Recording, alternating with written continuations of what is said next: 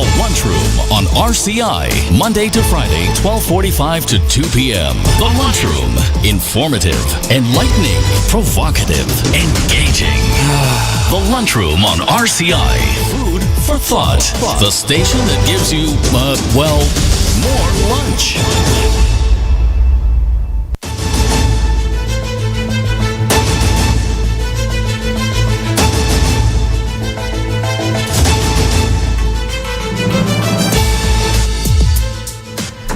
Good afternoon. Welcome to the Lunchroom on Radio Caribbean International for Thursday, May the 16th, 2024. This is program number 1178 of the Lunchroom. Of course, in addition to 101.1 FM, you can get us at our website. It is rcisaintlucia.com. We are also streaming live on Facebook. Just search for the official page of Radio Caribbean International and be sure to like and share that as well with your friends and family. And don't forget, you can check us out on our website. That's rcisaintlucia.com. Yeah, and you can also get our previous shows on that platform. Now, if you want to call in a bit to tell us what's on your plate today, this Thursday, the number to do so is 452-3046. Again, 452-3046. As well as our WhatsApp number, that is 724-0008. Now, some birthday greetings for today going out to Miss Fran Bain. Happy birthday to you. We hope you're having a fantastic birthday celebration. And also to Mr. Kevin Arnold. Happy birthday to you. And we do hope that you're having a wonderful celebration. Hope you're not studying too hard. Now, as well, it's the birthday of the St. Lucia Civil Service Association. And they are into their 70s now. And to tell us about that in just a bit, we're so pleased to have the president and vice president, first vice president of the CSA, to have that conversation and some of the activities that are on to commemorate that anniversary. But first, just a bit of history for today. Well, in the year 1868, the United States Senate failed to impeach then President Andrew Johnson by just one vote. In the year 1944, the first of 180,000 Hungarian Jews reached the Auschwitz concentration camp in Poland. That was during World War II. 1989 on this day saw Soviet President Mikhail Gorbachev meeting then Chinese leader Deng Xiaoping, who met in Beijing and formally ended a 30-year rift between the People's Republic of China and the Soviet Union. And on this day in 2013, human stem cells were successfully cloned for the first time. We now move on to our dish of the day.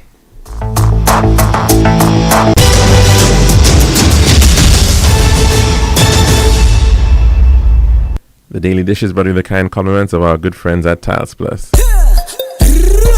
One tiles for your home, I see. Bathroom, kitchen, pantry. Need tiles for your balcony. Come down to Tiles Plus, satisfaction guarantee. Tiles Plus, Tiles Plus, Tiles Plus. Big tiles with unbeatable cost. Customer service, A+.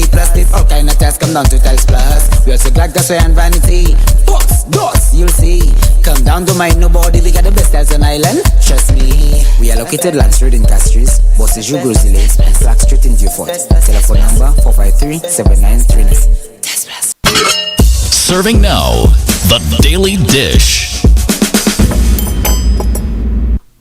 And welcome back to our program here at the Lunchroom on Radio Caribbean International. Apologies for not being around on Tuesday and Wednesday. I first had a funeral to attend on Tuesday, and as well yesterday had to be down in Soufrière. So my apologies for not being around. But of course, we're back and glad that we can continue the conversation here at the Lunchroom. Now, as mentioned, for our dish of the day, we're going to be speaking about the St. Lucia Civil Service Association. And they were formed back in 1951. About that. And and of course, to tell us about this institution, none other than President Cyprian Montrop and First Vice President Nikolai Lansiko. Gentlemen, thank you so very much for joining us here at the Lunchroom on Radio Caribbean International. And happy anniversary to the CSA. Thank you, Calix. Thank you. And thank you for having us on the program.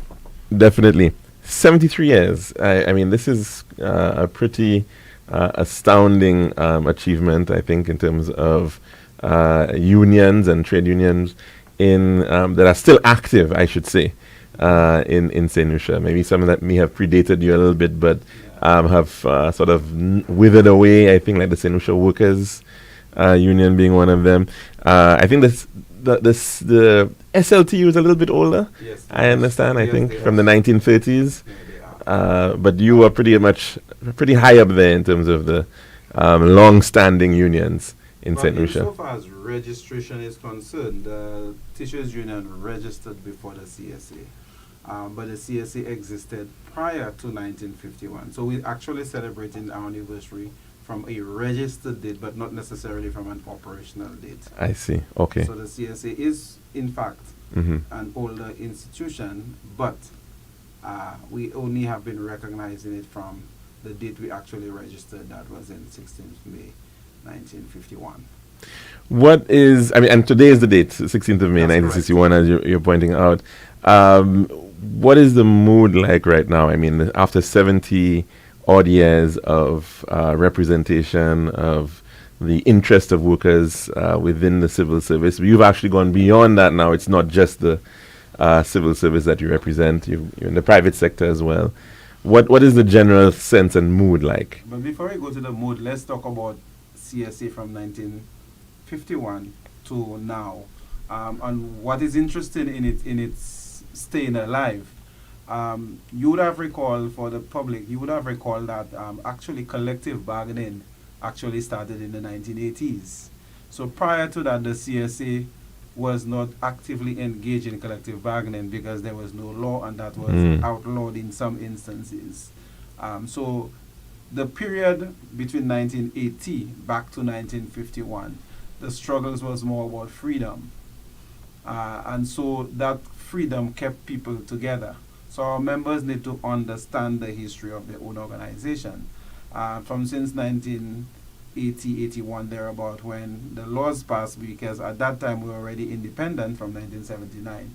Then the government began active collective bargaining with unions generally in St. Lucia. So 73 years, it should be looked at with a bigger vision, a bigger thought, because the periods before that were long years that kept us together, although we didn't have the authority to bargain for people's work, rights at work. The rights was more about their freedom to vote, freedom to exercise, women to work. These were the fights that happened back then, and fighting the colonial masters because we wanted to ensure we had control of our destiny. Now we have that. Our members need to appreciate it from that perspective. So while we're celebrating 73, it should not just merely be a number and what we see as today. So the appreciation must be there. Not only, like I said, in terms of, yes, I get a little salary increase because we're negotiating. It's beyond that, what we are currently enjoying today, the freedom to move about, the freedom to have elective government, the freedom to vote. All of those things were fought by unions back in the days, and the CSA was part of the movement that fought that for our freedom and the front line. No, And I mean, it's a very different time, certainly. I mean, as you rightfully mentioned, a lot of things that we take for granted today were not realities at all back in 1951. In fact, I think that was also the very same year that we actually got adult suffrage. Correct. And had our first, free and fair election for everybody over the age of 21, I think back in October of 1951. And, I mean, now you're in a completely different environment. One can also say people are not so much geared towards getting involved in movements, and the whole idea of volunteering has certainly waned over the years. Everybody's is more insular, more thinking about more about themselves, and may only just come to life when there's an issue about, let's say, salary negotiations. Yeah. It must be a very difficult period for an institution like the CSA to keep tight and keep people motivated and thinking about the bigger picture. Well, I guess that is, it will take a bit of training, educating our members and on the reason for being a part of the union. Because, like you just said, persons are predominantly occupied with salary increases, salary negotiations. Not even the benefits of work and working conditions per se, but more so the SARI aspect of it. So it will take a bit of education on our part, re-engaging our members, a lot of re-engagement. And when I say our members, the younger persons coming in, because they are the ones we really need to reach out to. So it will take up a bit of re-engaging, re-educating, and probably rebranding the union, the image of the union, because most times people view union, that's the thing for the older folks. We probably need to do a bit of rebranding to make it more attractive for the younger worker. And that must be a challenge. I mean, a young person getting into the civil service today, let's say they're, in their 20s, they're starting off. I mean, everything is already guaranteed. They know that they're going to be getting a certain salary. There's things that are already in place in terms of benefits that they already enjoy, the amount of leave that they have. Everything is already worked out. And to tell them that, you kind of take this for granted. You've got to be active. They might just see that as a sort of a passé message, really. I don't think so, because even when I was going for elective office recently and we engaged members, persons who not young individuals who are not members, they are of the same opinion that I'm already enjoying everything. Why should I join a union? And so the narrative cannot merely be just about collective bargaining. People need to understand what a union is. Now, my colleague talk about rebranding. Rebranding may help, but if you rebrand and you do the same things, that will not necessarily change the mindset of people.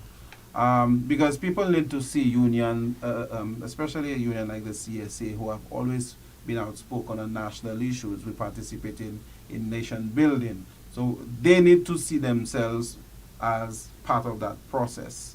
And unless we can show them how they can be part of that process, and even for the nation to understand that a union is not about when I hear they go on strike and when you have a salary increase only, then it would change the mindset of people. We all know that it will not be 100%, but at least if we get the greater percentage of people having an appreciation for what a union in today's environment, because as I said, back in the days we were fighting for freedom, freedom to vote, freedom to move around and those things. Today we are not fighting. We still, and the sad thing is people don't even realize we're still fighting for freedom, because a lot of it is slowly being eroded and taken away from us. What we're enjoying as most public officers now figure, okay, I work in the government, I'm cool.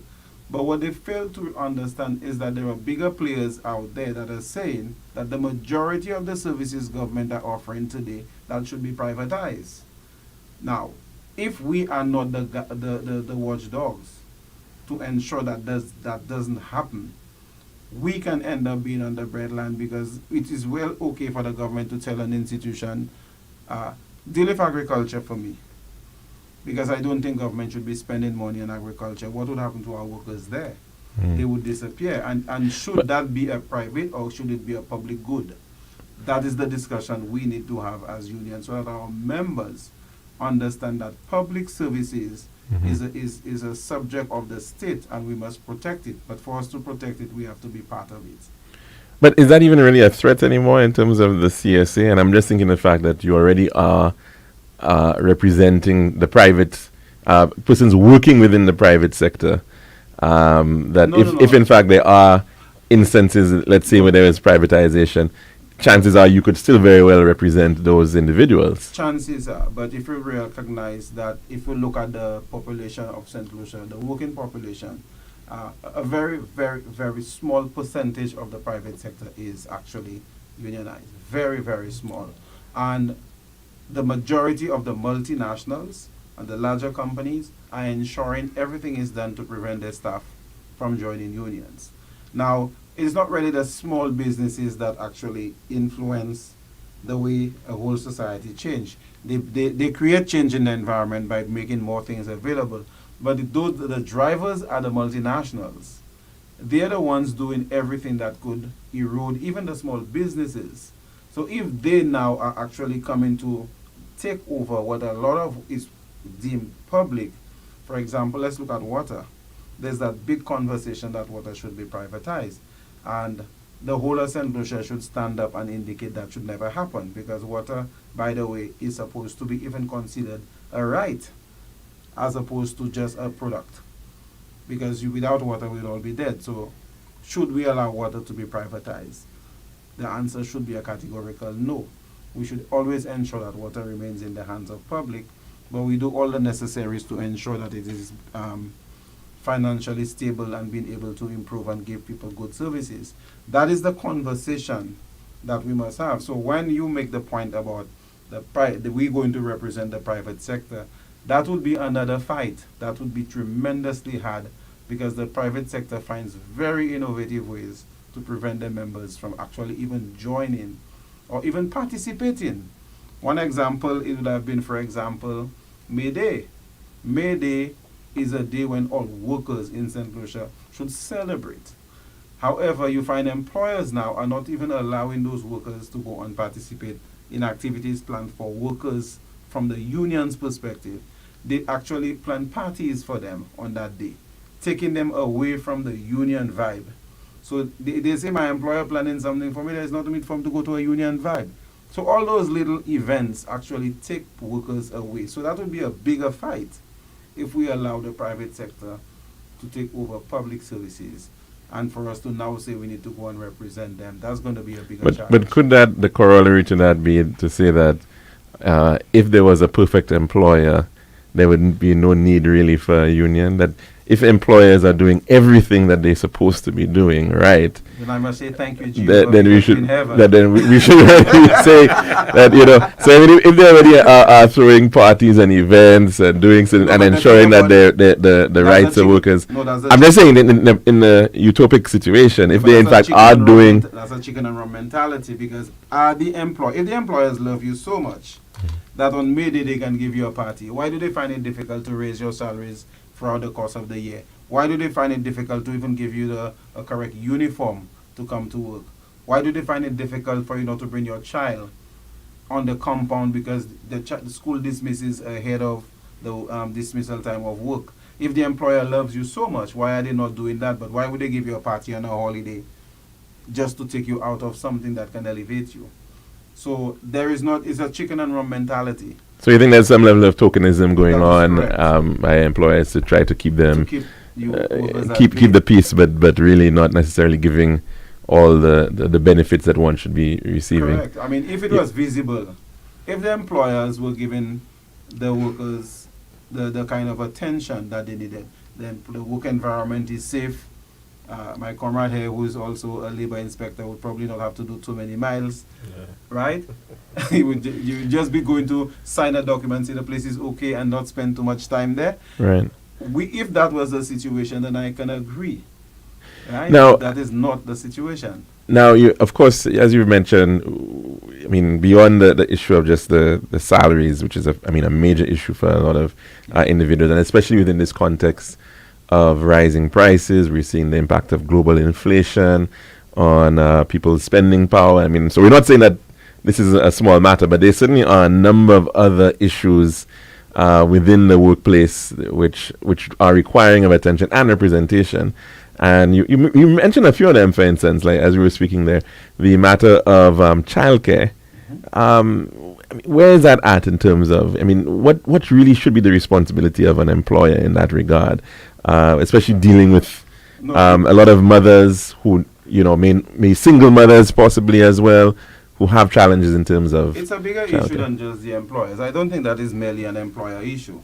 There has to be a collaborated issue among all the stakeholders. Government has a role to play in there. We, the citizens, have a role to play in there. And the business places have a role to play. Now, it boils down to one fundamental area, taxes.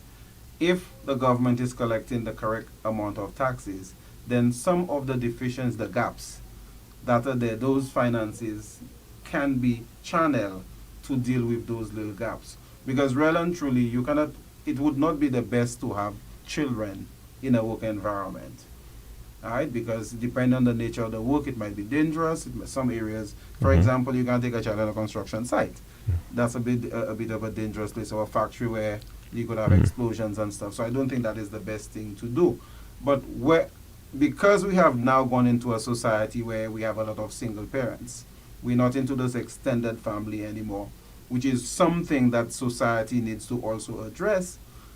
If we had the extended family, it means that the child can go home and there is supervision. But when you have a single parent, then the child has nobody to go to for supervision.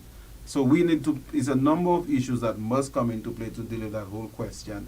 But I just mentioned the question of the child insofar as the workplace is concerned. I'm saying if the employer was so concerned, they would have probably paid some attention. Well, I'm raising it because it is actually a major issue around the world in terms of the ability for women in particular to be able to access work and to be able to function. And within the context as well of what we're seeing within the private sector, that we have a lot of hotels. The issue of split shifts was, I know, a major, and it still is, I think, it still is. In some It will always cases. be there.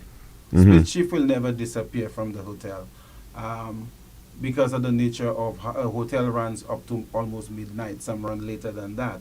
So, and you have to feed your guests. You have to take care of the guests. So obviously, no worker will work 19 hours a day. The law doesn't permit that. So obviously, and you would not want somebody only coming to do breakfast for you and pay them. You want that person to have at least an 8-hour work so that they can benefit. Because if you ask them to come to work for 3 hours, will the 3 hours be sustainable to them in terms of the pay? So that's why the split shift is there to facilitate the additional income of the 8 hours rather than 3 hours or 4 hours for breakfast and for lunch and dinner. So that I believe will always be there. The question is, how do we facilitate the hotel workers and the children insofar as the upbringing is concerned? And that is a challenge that all stakeholders need to have a discussion on. And the point you were making earlier, President, with regards to the tripartite approach, so employers, the government, workers' unions, everybody has to have their input in the entire conversation, in the broader conversation. It should not only be tripartite, it has to be bigger than tripartite, because the citizenry as a whole is a stakeholder. Yes. And they need to understand that what are the challenges of either being in a single family or in an extended family, and what are the benefits of both. But I mean, President Montrop, we've been speaking about these issues for a while. I mean, this whole issue of the split shift, the implications that it's having on the lack of supervision of children at night, at home. And we've sort of just, kind of continued, and it has not really been brought to a satisfactory conclusion, has it? No, I mean, I don't know that there'll be a satisfactory conclusion as we speak now, but the dialogue needs to start. And it cannot just be the CSA. It has to be, the Trade Union Federation will be talking a lot on those national issues, because I think these are not a single union issue. It has to be an umbrella body that takes up that kind of the CSA can take the lead. And in fairness, I suppose not too many of your members really fall within that category in any case. But you would, in terms of having that split shift issue. But the issue is, but it's a broader. It is affecting the society. Members. Yes. It's affecting our members, because what happens to those kids have implication for society as a whole, and therefore it would impact our members. So we cannot divorce ourselves and simply say, because we are not representing members in the hotel sector, to say we absolve ourselves away from that. We must make the statement so that our members can be more comforted, because it could be your sister that's working in the hotel and you're working as a public officer, but then your sisters begin to have stress and the child begins to act. It has impact on you in the home.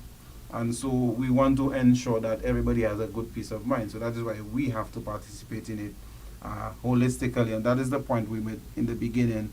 What should unions be involved in? And it should not merely be the negotiations for salaries and conditions of work. All of these areas is what would make a union work. Because when we started as CSA back in the days, it was not merely about salaries. It was about purely survival, purely freedom. So those freedoms were fought over many different options. Now the options are even wider, and so we need to carry all of those options with us. Now, 73 years on, you did make a mention, of course, you're no longer just strictly about representing civil servants. You've actually now broadened that representation. Public officers. Yes. I like the word servants. That's too colonial. Well, it is civil services, so yeah, civil service. but So that whole expansion into the private sector. I mean, how does the CSA go about deciding or seeing where, who and who they want to represent? I know, of course, there's a process and the employees have to be part of it, but this is certainly, and you've pointed it out, is where that major gap lies in the private sector in terms of representation. What is the strategy there? Well, you see, again, you have private sector unions within St. Lucia. You have the NW, you have Siemens, who is also doing private sector. I think the whole thrust is not for the CSA to overburden itself and look for all private sector institutions to be represented. I think what is important is for we as a CSA, through the TOF, to find a mechanism as to how these private sector workers can, even if we have to establish probably a new private sector union that can actually go out and recruit private sector people and form part of the federation in terms of training so that they can build capacity. Because even as we speak, CSA, in as much as we're celebrating 73 years, we have some internal deficiencies in that we do not have sufficient industrial relations officers to actually deal with the number of members we have. We have 3,000 members odd, but we only have 4 industrial relations officers. So you can well imagine the challenge that we face in having to manage all the issues that members have. And of course, members like immediate responses, they like immediate relief, not understanding that sometimes it takes a little longer. And while you're dealing with one issue, somebody calls you and tell you have an emergency now, but based on the numbers, you have to now decide which one do I attend to, the emergency or the individual I started with. And so it brings your workload tighter, more stressful. And so if for the CSA to go in and absorb other private sector workers, it means it's going to have an additional strain unless you can raise the rec capital to actually employ sufficient industrial relations officers to go out there and do the work. So I would not prescribe for CSA to just decide I'm going on a rampage to do that unless there's a fair strategy of how you are going to finance your internal operations vis-a-vis the numbers of persons you're going to be bringing in. So that has to be strategically done, and we have not done that. Currently, we're looking at how best to grow our internal structures to work effectively, because we have a shop steward structure that's supposed to work, but that has its own issues. Just to add to that, President, we must include that the pool of industrial relations professionals, the pool is very small. Very small. It's very small. So the pickings are limited. You put out an ad, and I could guarantee you there's a pool of about 15 or 20 people to choose from. Most of them are retired. And you're also saying that in terms of the whole issue of training, the need for more training in that regard, as well, in terms of understanding of the civil code, the code, the Labor Act that is now. It's not really that. I think what my colleague is referring to, the training is more or less, you can get resource persons all over to train. But in terms of if you're looking for an industrial relations officer or a general secretary for a union, there are not a big pool of persons out there, not within the Caribbean as a matter of fact. There's not a big pool of persons that you can actually pull from. And so you find a lot of repeats. Persons who have been there, and then you have a lot of young people with HR degrees, they want to come in and make a change, but HR training is different to industrial relations. Right? It encompasses a lot more than just HR. And so these individuals, I'm not saying that if they come in and get the requisite training and coaching, they will not be able to do the job. But what you'll end up having is that a lot of trainees. But when you have an industrial relations problem, a trainee is not somebody to solve your problem for you almost immediately. well, they have to get the experience, and so it means that they have to. Yeah, I agree with that. That's what I'm just saying, that our members need to understand it from that perspective, that they need to have patience. That if you put in a trainee to work, do not expect the trainee to be the same as a David DeMac or Julian Monroe's, this kind of or Lawrence Poyet. You don't expect them to be at that level.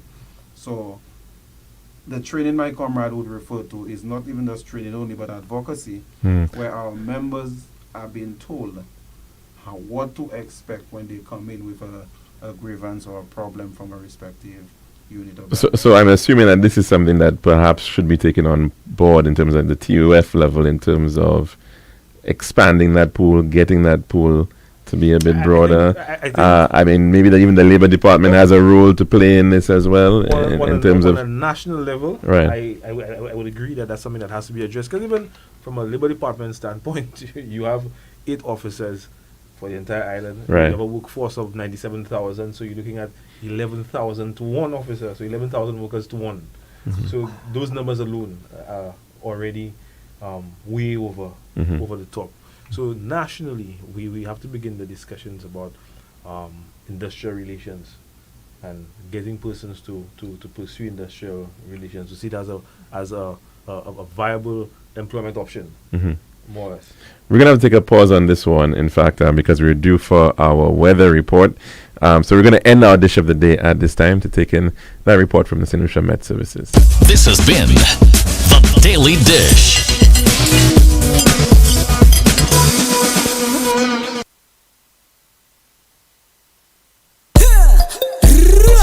One tiles for your home, I see. Bathroom, kitchen, pantry. Need tiles for your balcony. Come down to Tiles Plus, satisfaction guarantee. Tiles Plus, Tiles Plus, Tiles Plus. Big tiles with unbeatable cost. Customer service, A+. There's all kind of tiles. Come down to Tiles Plus. We also glass, gasway and vanity. Doors, you'll see. Come down to my nobody. We got the best tiles on island. Trust me. We are located Land Street in Castries. Bosses, you Lane, and Flag Street in Beaufort. Telephone number 453-7939. Tiles Plus. Island style, we got the time to make you go. We got the time to make you say, we'll have to make the right choice. Island style, whoa. We got the time that will make you happy. Island style, oh yeah. We make your dream come alive in island style. We have tiles and insets, mixes and ground. Everything you need, we sort the house out. For the best price and the latest style. Take a little drive down to Island Style Car. We got the time to make you go. We got the time to make you say, quality, price, service, choice.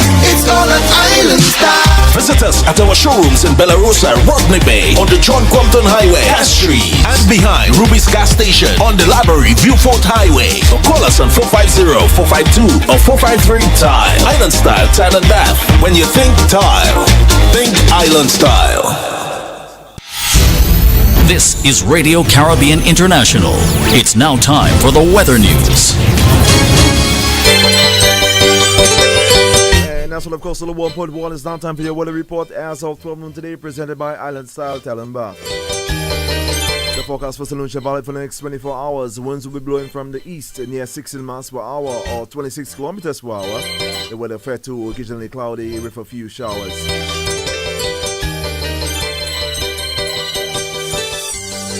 The forecast for the Lesser Antilles, fair skies becoming cloudy at times with a few light to moderate showers. And the weather summary, the Atlantic high pressure system will maintain light to moderate easterly winds across the Eastern Caribbean region during the next few days. An increase in low-level moisture will result in some cloudy periods with showers over the southern half of the Lesser Antilles during the latter half of the forecast period. An approaching plume of Saharan dust haze is expected to cause a reduction in visibility and air quality across the region for the next few days. And this was a weather report as of 12 noon today, presented by Island Style Talent Bath. This has been RCI's Weather News. For more information, call the Weather Hotline at 454-3452. RCI 101 number 1. Style. We got the time to make you go. We got the time to make you say, we'll have to make the right choice. Island style. Whoa. We got the time that will make you happy. Island style. Oh yeah.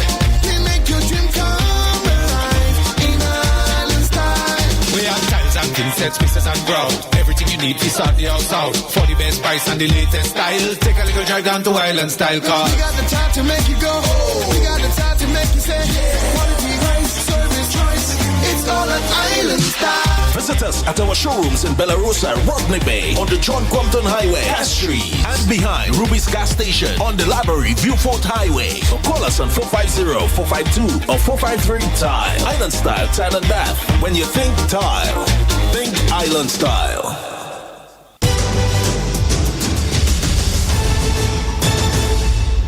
And welcome back to the program. We are discussing the 73rd anniversary of the St. Lucia Civil Service Association, and they're one of the leading trade unions in St. Lucia, marking another important milestone from since May the 16th, 1951. And we're speaking with the president, Mr. Cyprian Montrope, as well as the first vice president, Mr. Nikolai Lansico. And we've been having quite an interesting conversation about the history of the entire movement, how we've gotten to where we are now with respect to industrial relations and the labor environment, but also some of the major issues of moving forward from this point. And of course, we were just having that conversation about the challenges of getting human resources to deal with the issue of human resources or industrial relations within the sphere. Nicola, I mean, in particular, you work in the Department of Labor. But the Department of Labor, when you look at it from the United States, is a perspective very, very well defined, massive department. Not so much here in St. Lucia. We haven't, I think, fully grasped the importance of an agency like that in terms of working with unions, looking at the standards in terms of implementing and complying with labor legislation. Well, what I think is we have a reactive approach to industrial relations and labor relations. So there is no enough emphasis is not placed up front to train people to create awareness and so on. So persons only come to the department when they have an issue. Persons only come to the union when they have an issue. So I think our approach as a people is more reactive when it comes to industrial relations and trade unionism, employee-employer rights, because while we promote employee rights, the employers also have rights too. So even from an employer's perspective, they too only come when they find difficulty or a challenge presents itself. So I think our whole approach to industrial relations, labor relations, must be a proactive one. We need to address the situations, and key among the situations is the issue of human resource. Like we just said, getting sufficient people to deal with industrial relations from a union perspective, from a national government perspective, through the labor department, so that this awareness is created. Mm-hmm. Yeah? You mentioned it earlier about the tripartite. You might have said it might have been a multi-partite type of arrangement. But that need to bring together all the various parties to have a strategy seems to be lacking in terms of our approach to the importance of work in this country. I mean, do we have that? Do you think that it's there at all, or in somebody's mind, or is it something that we should be working towards? It exists on paper, because we have had many attempts. We have had the International Labour Organization come in, start with labor, government and worker, and we did create the framework to create the tripartite body. So that document exists. So it's not something that you need to be reinventing the wheel. It's just a matter of, the only thing that we have said to the government is that we would not accept as a union any ad hoc tripartite organization. We want a legislative body that has structure, not one that the government just come in and just decide, I throw it on the side and I throw it that on the side and do this. We want something that it is representative of the country for legislation, so as part of nation building. We are hoping that when this government, which have agreed that is going to move in the tripartite direction, that they would do it in the form of ensuring that there is a legislative agenda that actually gives birth and life to that body. Now, of course, the issue of, and we were just thinking about the importance of that from the perspective of the Department of Labor. I know one of the the shortcomings is in the issue of occupational health and safety, and we've been seeing that as being an issue that has been taking up, no doubt, a lot of the time of the Civil Service Association over the past couple of years now. Where are we in terms of that? The issue of sick buildings, sort of like a recurring problem. How is that being tackled, if at all? Okay, it's been tackled ad hocly, and we have said to the government, the authorities that is, that you cannot have individual agencies manning something that probably they don't even know about. In a lot of instances, they're not sure how to deal with it. We should have SOPs, standard operating procedures, in terms of dealing with those things. So at least every agency would deal with it in the same way. What you find happening is, I don't know how to deal with mold, so guess what? There's mold in my building, so I'm going to another building and I just take everything from this building and I take it to the other building. What people fail to realize is contagious. Mold travels through air as well, and it's wherever it's deposited, it's like the phoenix. It dies and it rebirths. So when you take it somewhere else, it grows into that next environment, and so it continues to spread. Somebody comes into the environment, you come there with your little bag, and then you go to your workplace, you can transport it as well. So we need to have an SOP in place so that all employers understand. And I'm saying so from the government perspective in terms of ensuring the safety of its citizen by having that as a standard operating procedure that all institutions, private, public, should implement if there is an, or the issues of mitigation should also form part of that particular document so that you have less of that. The issue is not about old buildings. Because old buildings exist all over the world, and old buildings don't automatically attract mold. I don't think it's an issue of old buildings. It's a more complicated issue than just the building. But again, just to add to that, President, I think, like I mentioned earlier, we have a reactive approach to things. So there's an occupational health and safety unit at the Labor Department, and of course they are supposed to be included when plans are being laid out for office spaces and so on. Most times that is not done. So they only contact the OSH unit when the mold presents itself, when there's an occupational health and safety issue. That's when the unit is contacted. But I'm sure if the unit is included in the planning, the layout, and so on, we could mitigate some of these issues that we're having.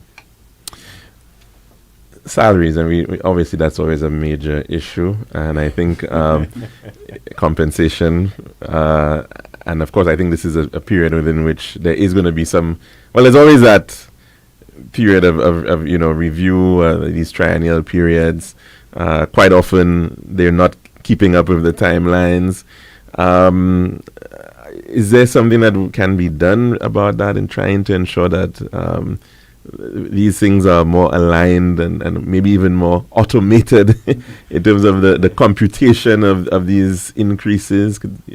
I mean, there is no. As a union, we have to be careful what we say, and I don't wish to say it because it's a strategy for the unions. But what we can say is when we are negotiating, our members need to be aware of the negotiation process, what it entails, how it comes around, how it goes, how you deal with it during and after, so that people don't just come into a room and just simply say, I want a salary increase. We will always, no matter what salary we have, even if we get an increase today, we want an increase tomorrow. We will always want an increase. The question that we need to ask ourselves is, not question, but the issues we need to surround ourselves is, how involved are we in the process? How understanding we are of the process? So that when the leaders go out and negotiate on behalf of workers, at least they have an appreciation of what the leaders are going out to do. And of course, there is a whole question of trust. Sometimes we don't trust leaders. Sometimes you don't trust members because they come with a specific agenda that is not in keeping with the trade union movement. It has other forces acting on them. And so when somebody comes to you and tell you, oh, the government can pay you 20%, the reality is you as the leader have seen the figures. Can it really be paid? Maybe they can pay 30, they can pay 40, they can pay 2-1, we don't know. So we have to be mindful of how we deal with negotiations. So in every negotiation cycle, the leaders need to become upfront. The workers need to understand the dynamics of negotiations. Other than that, it will just be a battle that I'm sure most members may just come. I don't even know how to put it. When members want the increase, and I want it now, not realizing that there's a process. You don't go to the negotiating room and say I want 2%, and then you just get it, unless the employer is so loving and kind to just say, you ask for 2, I'll just give it to you. So in this round of negotiations, there is need for our members to be patient in the process. Of course, we the leaders don't want to be in that thing for too long because it's exhausting. Being in a negotiating room could be really tiring when you get out of there. So in this negotiation cycle, we intend to process as quickly as possible because our negotiation process has changed. We no longer negotiate as individual unions. We negotiate under the umbrella of the TUF. So the TUF is in charge of the negotiations for all its affiliates. And so we expect that process to yield a much faster result. And so we're hoping that when we have completed the non-salary components and no non-financial aspects of the collective agreement. And so the next round we are going into the financial conditions of work. And then after that we go straight into salaries. So we want our members to be patient, but we know that we will not drag the process because we are the negotiators. We also want the increase. And if you're going to get it today, we will say thank you. But we understand the process, and so it's not because we want to drag them, but it's because that's what the process entails. How long do you think this should really take? There is no set date for that unless the employer so wishes to just say to us, look, everything you asked for. Because sometimes we ask for certain things and the employer is of the view that I can only give you that much. We still have to go back to our members and say, okay, we asked for $2, but the employer said they can only give us $1. Do we accept? Do we move further? Do we whatever the case may be? So unless we can get a consensus across both aisles, then there is no time frame you can actually put to it. Except if the employer says, I want to put a time frame and everything that you ask for, I'm going to give it to you. Now, that's on the financing side. But on the flip side of that now, the services were rendered. And we've heard time and time again, the public coming out and saying civil servants aren't delivering, or they're not doing what they're supposed to be doing, or you call an agency from morning to afternoon and you can't get through. How are you dealing with this issue? The issue of productivity, the issue of delivery of civil services, public services. First and foremost, we as a union have always advocated that our workers need to always be professional in their approach to work. Sometimes the employers are not being truthful, and most times. Resources is key. An employee's ability to provide, if the employer can reasonably show that they have provided all the necessary resources and the correct condition and environment of work for the work to be done, and the work is not being done, then we will side with the employer and tell our workers that you're wrong. But that's seldom the case. You have instances where persons have outdated machines. They work real slow. You have files in dusty places that people have to go and get those files to bring out and serve people. It gets people sick. So once you have 1 or 2 persons sick, then you have downtime. Now you coming from the public, I'm coming from the public requiring a service at a ministry or department, and I walk in and I make the request. Some of us need to understand that some of those requests requires additional research, that not the person at the front has to do it, somebody else has to do it, and then you have to rely on that other person. But what if there is a condition where the person is working is not adequately resourced to do that task? So there are a number of factors that can hinder the progress of the work. We are not saying that there are not 1 or 2 individuals within any workforce that are not pulling up their weight, but we have to not just openly say that the department or ministry is not providing. Let's look at, for example, land registry for that matter. Look at how long that place has been running on a half day because the environment has not been made conducive for the workers to actually perform effectively there. And therefore, do you blame the workers when you come in as Joe Public to get a land register?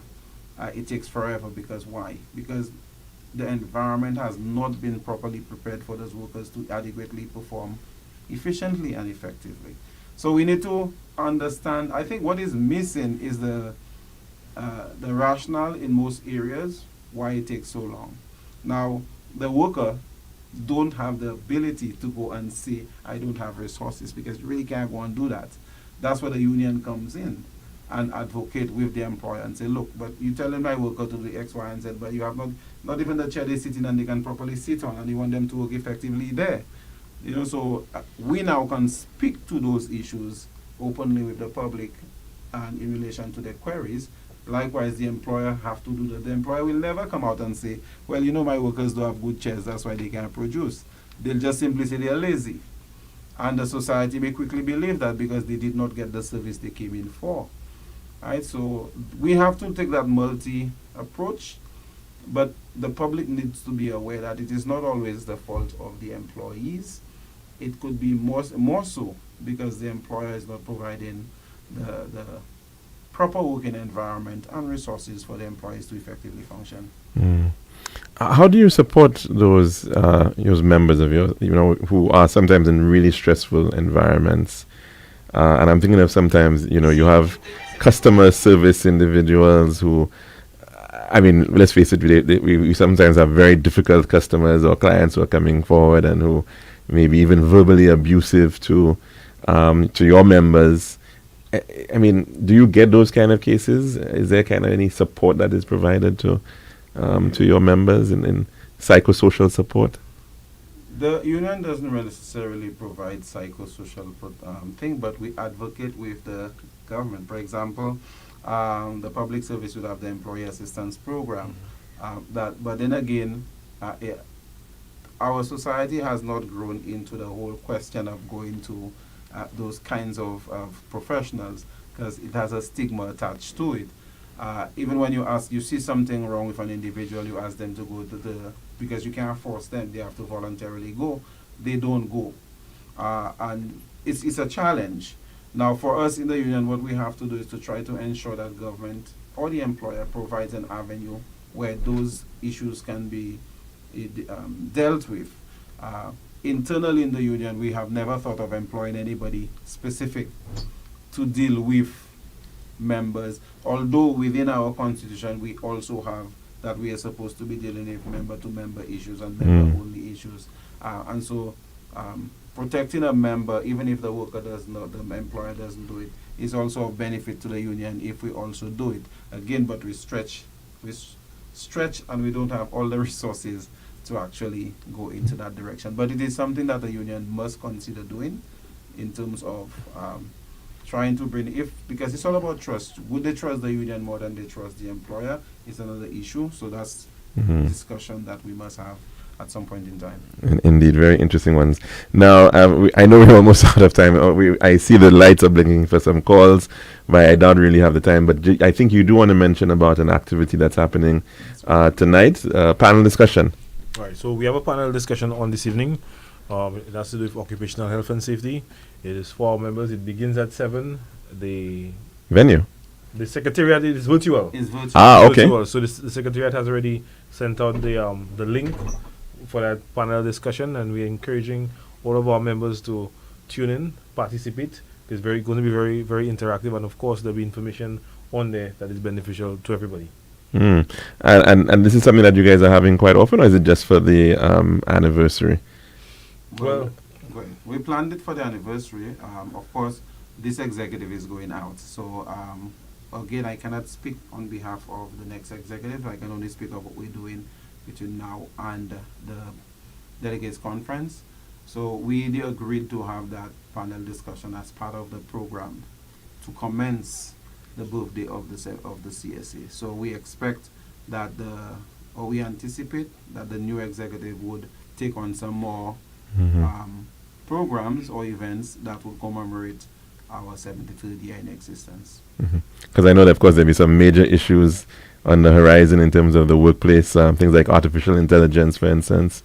is a big all one. of these issues would not necessarily be a CSA issue. That would be on the national. That's a national center issue, because artificial intelligence is not necessarily about the CSA. It affects every single citizen. It affects every worker, and that should be something that the national center, which is the Trade Union Federation, should take on board. And so we will be taking those things on board in the coming months. You'll be hearing a little more about that as we go along. Wonderful. Well, we've been speaking with President of the St. Lucia Civil Service Association, Mr. Cyprian Montrop, as well as First Vice President, Mr. Nikolai Lansico, and they are celebrating the 73rd anniversary of the St. Lucia Civil Service Association. Happy birthday to the CSA and to all its members, all the very, very best out there. I don't know if you have any shout-outs to give, but... Well, we just want to thank all the persons who came to participate in the ceremony this morning. We want to shout out all of our members, all of our 3,000 plus members, for being members of CSA. We want to wish, because the union is not the physical plant, but each and every one of its members. So I want to wish every single member of the union a happy birthday. And of course, we look forward to seeing you guys this evening at the panel discussion. Wonderful. Thank you so very much. I also want to say happy birthday, anniversary to every single member of the union. And all those who love the union as well. Indeed, indeed. And another 73 years to the CSA, no doubt, are in order. So we're looking forward to that, although we won't be around for at that point. But of course, thanks for listening, and we'll be back again tomorrow, God willing, for another program of the Lunchroom here at Radio Caribbean International. I'm your host, Calix Shaw Jr., saying goodbye.